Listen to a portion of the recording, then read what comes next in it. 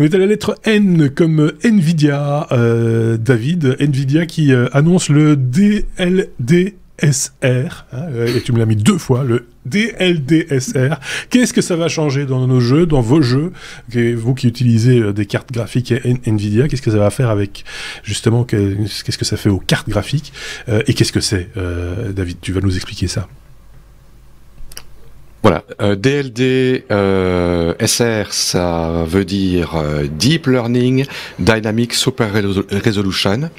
Donc c'est une technique qui existait déjà sans le DL devant, donc DSR, qui consiste à faire le rendu d'un jeu ou d'une scène graphique dans une résolution qui est nettement plus élevé que l'écran, que la résolution finale.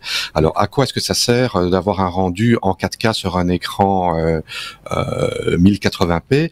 La raison, c'est que il y a tous des effets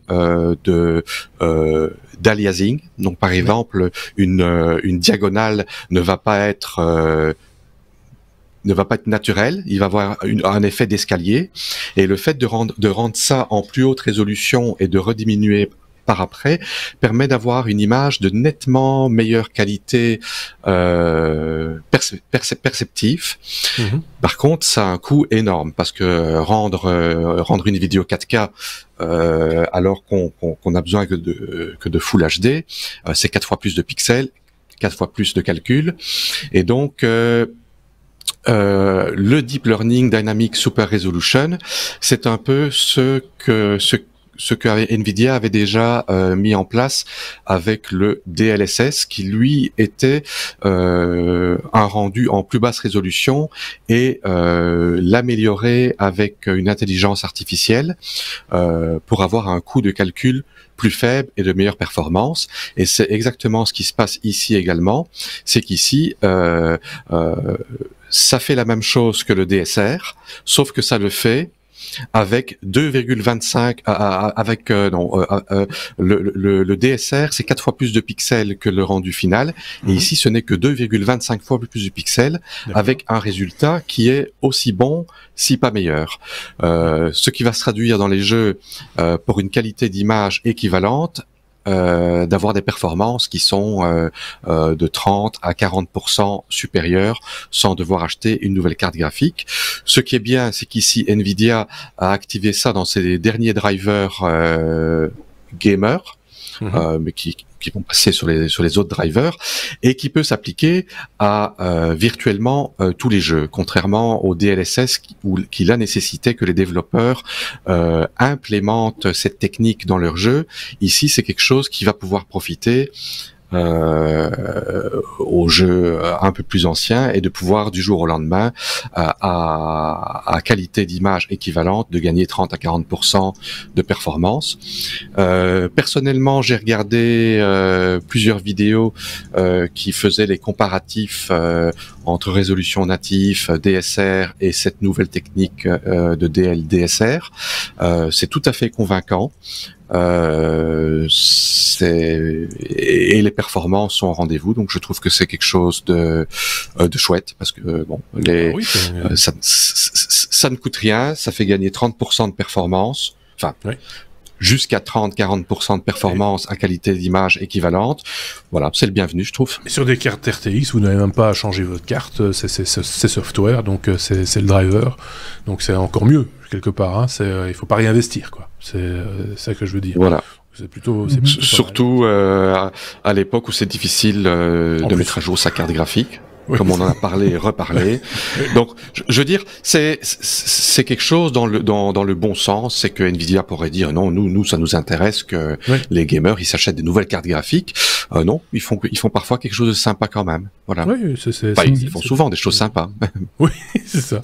Peut-être un avis avant de passer à la suite de Sébastien. Une question rapide, on a déjà parlé beaucoup d'upscaling et de l'assistance de l'intelligence artificielle, enfin l'apprentissage machine et le deep learning pour faire de l'upscaling d'images, aller générer des pixels là où il n'y en a pas. Et c'est un problème que toutes les télés ont, puisqu'on a une télé 4K à la maison, alors que le signal qu'on reçoit quand on regarde la télé traditionnelle à papa, c'est maximum du HD, donc il faut bien doubler le nombre de pixels, enfin quadrupler le nombre de pixels pour être correct. À quand ce genre de cartes, ce genre de technologie dans les télés? Est-ce qu'il y a une demande? Est-ce qu'il y a de la recherche? J'ai rien vu passer au CES cette année. Non. Mais non, c'est pas mon domaine de prédilection non plus. Je sais pas, David, si tu as déjà vu ça. Ça existe. Ça existe. Oui, et puis Nvidia encore. Nvidia, oui, c'est ce que j'allais dire. Et puis Nvidia Shield, dans la Shield. Il y a aussi au niveau des progressions monstrueuses au niveau des codecs aussi, hein, l'encodage du flux se perfectionne sans cesse, et donc là aussi il y a des économies qui se font, des économies d'échelle qui se font sans perte de qualité, voire à des qualités, comme tu disais, on serait tenté de dire supérieures. Disons que ça flatte l'image, ça flatte l'œil. Non, même. Voilà. Indépendamment du codec, il y a un problème. Un écran télé, c'est une matrice. Oui. Je reçois un signal avec 1080 points et je dois l'afficher sur quelque chose qui en fait le double. Donc il faut extrapoler. Donc et ça, le codec peut pas aider. Et donc comment est-ce qu'on extrapole? Pour le moment, c'est des chipsets dans les télés, mais est-ce qu'on utilise aussi ces réseaux, ces techniques de machine learning et de deep learning dans les télés? C'était la question pour laquelle j'ai pas de réponse. Hein. Mais toi, tu dis, David, oui, il y a des Shield dans les télés. D'accord. Ah oui, la Shield. Les Nvidia Shield. Oui. La Shield a un upscaling d'intelligence artificielle que j'ai testé personnellement et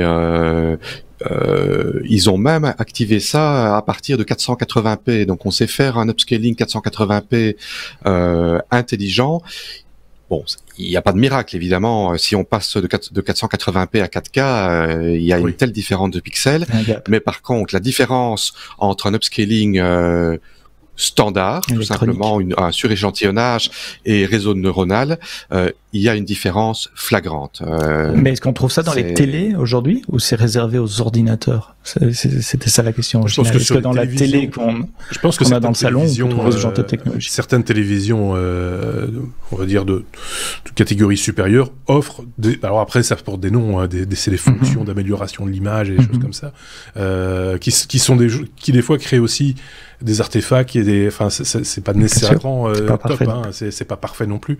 Donc on voit souvent ça dans la télévision, le petit bouton magique, hein, qui fait que ça va aller mieux, ça va être mieux, mais on sait pas ce qu'il y a derrière.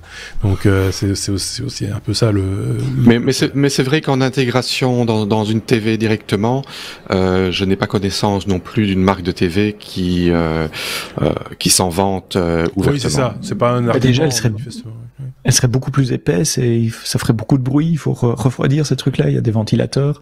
Oui, peut-être ou pas. TV refroidi par eau. Faut voir la nature du processeur. Voilà. Mais non, mais c'est vrai. Il faut tout considérer. Bref, voilà, de belles images. On peut passer à la suite.